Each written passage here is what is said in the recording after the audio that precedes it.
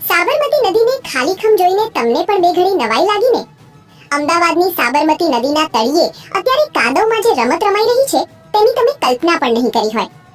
15 April એટલે કે ગઈકાલથી નદી ખાલી કરવાની શરૂઆત થઈ છે ત્યારે કાદવ માટી ખોદીને રાજાશાહી વખતના જૂના સિક્કા, ચલણી સિક્કા, સોના ચાંદીની અને કિંમતી વસ્તુઓ શોધવા માટે સ્થાનિક શ્રમિકો ઉપરાંત છેક જેતપુર અને ગોંડલથી આવેલા લોકોની ભારે ભીડ નદીના પટમાં ઉમટી પડી છે. ત્યારે જુઓ આ રિપોર્ટમાં કે નદીના તળિયેથી આખરે શું નીકળ્યું.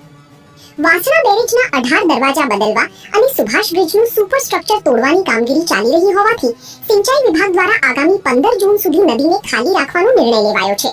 પણ આ ટેકનિકલ કામગીરીની વચ્ચે નદીના કાદવમાંથી સોના ચાંદીની વસ્તુઓ અને સિક્કાઓ શોધવા માટે છેક સૌરાષ્ટ્રના જેતપુર અને ગોંડલથી 300 થી વધુ લોકો અહીં ઉતરી પડ્યા છે.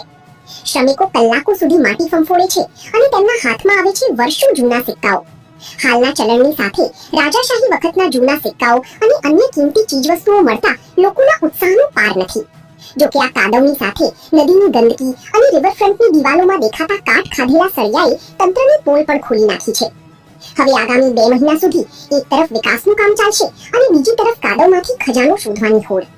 સાબરમતી નદીના આ પટમાં હજારો લોકો પોતાનું નસીબ